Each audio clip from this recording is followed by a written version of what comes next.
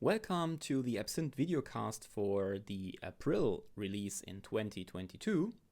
My name is Christian Humbert and I'm going to present the latest features of our binary level analyzers in this release for aiT, StackAnalyzer, TimeWeaver, ValueAnalyzer and the TimingProfiler. This is a quick overview about the agenda of today's video. First of all, as usual, we would like to start with an update on our graphical user interface, followed by the new features in the value analysis.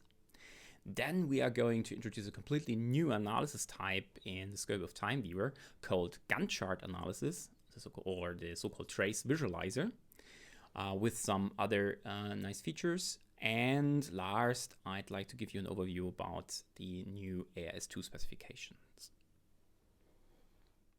The first new feature is the entries functor that we have introduced for the result combination. A result combination can be used, for instance, in the stack analysis projects if you have a stack area that is used from more than one task and maybe also interrupt service routines. It allows to combine the individually produced stack usage results from the tasks and the interrupt service routines in a linear formula. Let's have a quick look to this demo project here. It comes with 3 different tasks and 2 interrupt service routines. All of these tasks and interrupt service routines operate on the same stack area, and a total or global result can be computed like this in a result combination in ACube.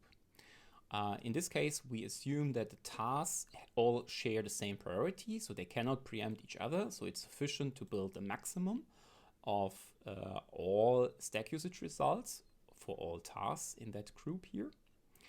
The interrupt service routines, however, may have a different priority, so they can interrupt each other.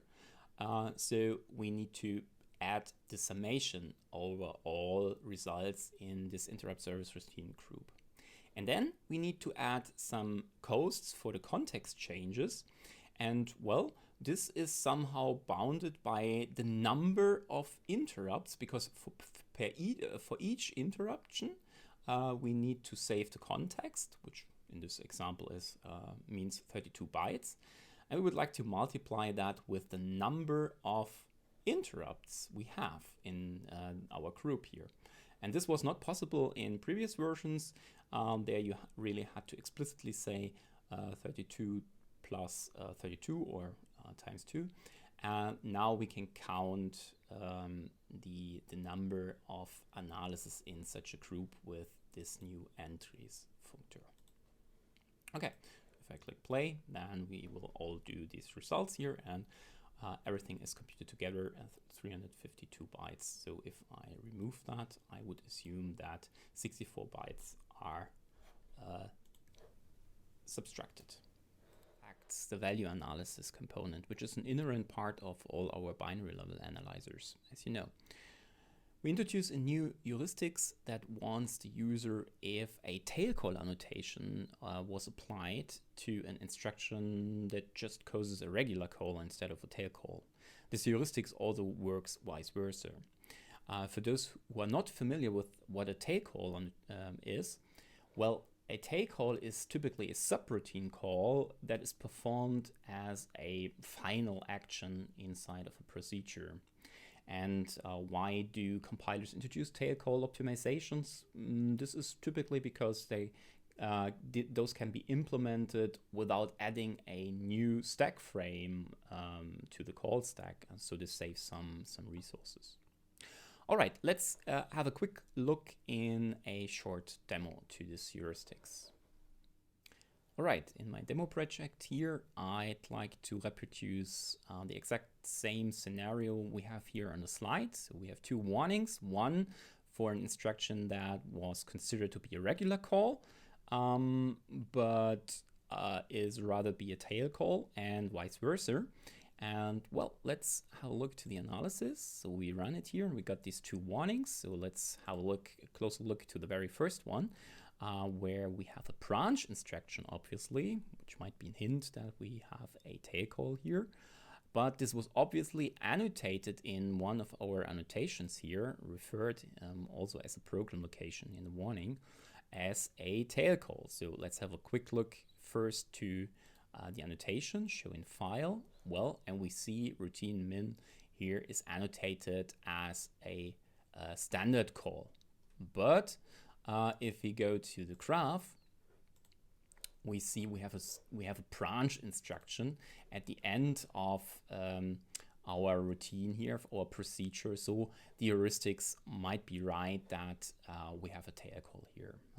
And the other location is vice versa. So we have here a branch and link instruction, a standard or regular call to max, and it was annotated probably with a tail call, and this will now be warned by the heuristics. And so because we have seen in many of our customer projects that standard calls were annotated as tail calls and the other way around. So this should improve the safety. All right, let's continue with the TimeWeaver features that are newly introduced in this April release.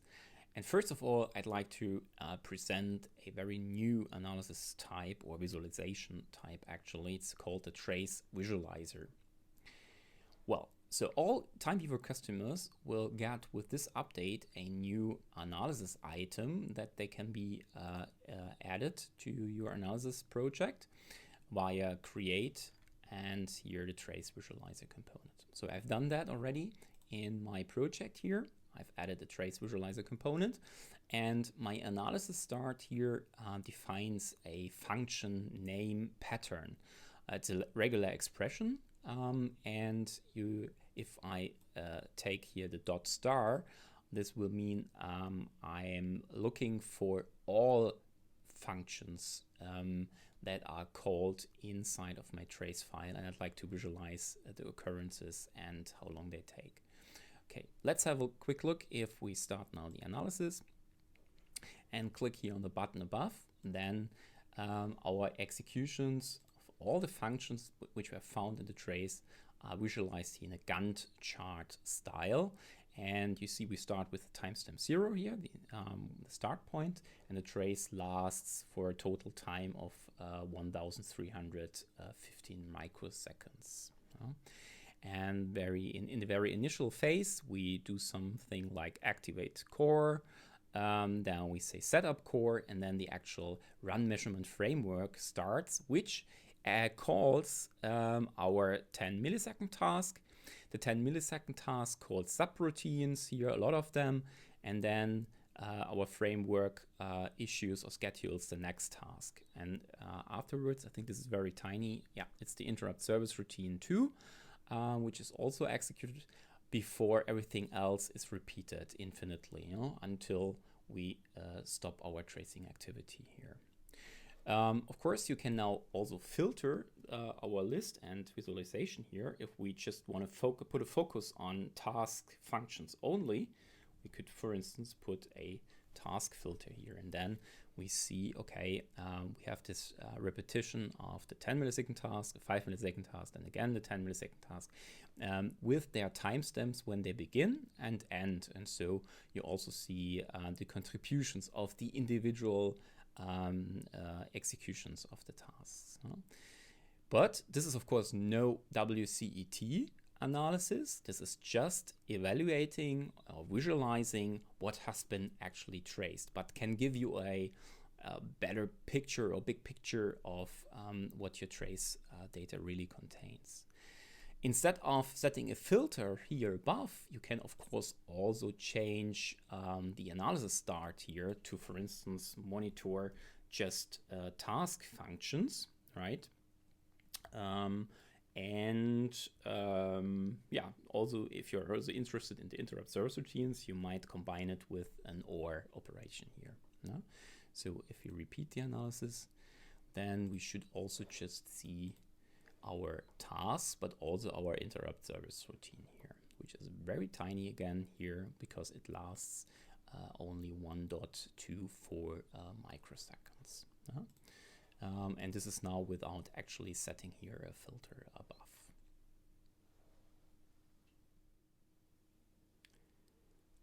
The next new feature is, or can be found in the symbol table.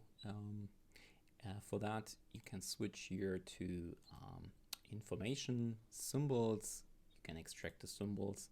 And as you know, you see the entries of the 12 debug information here above and the symbol table entries below. Currently, we see 524 visible functions. Those, as you know, can be filtered with to show only those functions or symbols that have been reached or executed in the trace. This helps to select correct entry points for the analysis, for the WCT analysis, for instance. You see, just those functions, those 128 are suddenly just left over here, and they can be selected as entry points for the analysis because they are present in the trace. But with this release, we also provide an visualization or an overview about the occurrences. So you see the func1 occurs very often, namely 45 times in the trace, so the executions of that func1 and so on. Now, this init task function is also called several times, 15 in total here. Okay, then we also introduced the trace statistics for the trace summary time of a task, for instance. So if we go to the 10 millisecond task, perform an analysis, WCT analysis, open the visualization, as you know, you find the trace statistics here above. It tells us that we have seen 15 occurrences of that 10 millisecond task. And now we also give you the summary trace time of that 10 millisecond task. So in total, over all executions, we have a total timing of 1.457 milliseconds of the entire trace. No? And then, as you know, we have the minimum, maximum trace time, and of course our worst case execution time estimate here above. The last bullet point here in the TimeWeaver section is about the new trace interrupt statistics. We now also show the total interrupt blocking time per trace snippet. And this looks like this, as you can see on this slide here for an example. In addition to the minimum, maximum, average timings of each interrupt that occurs during a task analysis, we also list now the total interrupt blocking time for that interrupt. In this case, the interrupt 008 takes a total time of 644 microseconds, and the interrupt at C8 takes just 3.9 microseconds. Now I'd like to give you an update on our AIS2 specifications. So first of all, we introduced a new AIS2 program point construct called trap entry to determine the address of a trap handler. Remember, in the last release, we already introduced a so-called interrupt entry program point. If you provided the branch interrupt vector table base address, then you were able to provide a special entry point called interrupt entry and then the pending interrupt priority number as an input. Now, very similar to the interrupt entries, we provide the same for the trap entries, provided that you have set the base trap vector table pointer in the configuration of the project. If this is the case, then you can use the new program point trap entry with a TCN, which is the trap class number. Let's have a quick look in a demo project here. I have here several trap entries defined in on a traditional way. Here the analysis start was the address of the trap vector plus the magic offset that defines we are talking about the trap class 6 entry. Now, if we provide here under setup hardware the BTV as well, so the address of the trap vector table base pointer, then we can also alternatively use the new trap entry program point with our number 6, and this will be automatically converted to, at the end, the address of the trap vector plus this magic offset. So to convince you, Let's start the analysis here. We see we are analyzing trap class 6 with 16 bytes user stack and 128 CSA. And if I perform the same analysis here with a new entry, I will hopefully also get the same result. Yes. The next area, count access annotation here, was already available in AIT analysis to count accesses to global variables, and especially to shared variables or shared resources. This has been migrated to TimeWeaver analysis now as well to count for accesses of shared variables on the worst case path. Let's have a quick look how this looks like here in the 10 millisecond task, for instance. If we analyze that, well, the statistics look like this. We've seen that before. But if we now introduce an annotation of the kind area, then let's count accesses to the counter variable, actually. Count accesses.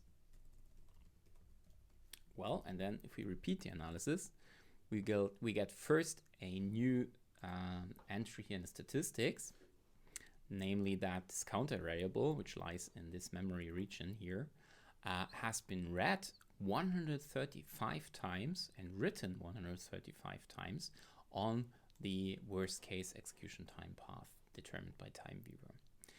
This is the global statistics, but you can also find statistics inside of each function on a basic block level.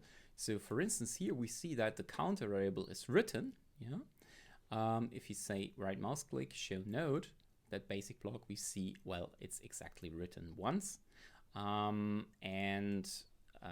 Here again later we have another access of the counter variable via show node. We see it has been read once. And this information is, by the way, also accessible over the report file. The last but not least new AS2 specification is the stack alignment annotation. Well, if you are faced with a non-linear modification of the stack pointer in your analyzed code, then the user must provide a stack height annotation, an absolute stack height annotation, or a relative stack effect annotation. But what if the compiler introduced an instruction to align the stack pointer depending on different contexts? This was hard or impossible to annotate with an absolute stack height or a relative stack effect.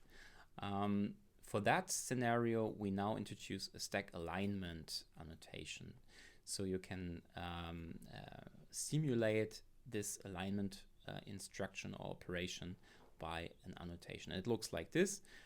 Here in the very first instruction of align stack function, we would immediately say that wherever or however the stack pointer comes in, we would like to align it to 16 bytes. With that annotation. Of course, the alignment number must be a power of 2. All right, this concludes my presentation of the latest new features in the April release 2022. As usual, you can find the complete list of release changes on our websites. Thank you very much again. If you have any question, please feel free to contact us. See you, bye-bye, and take care.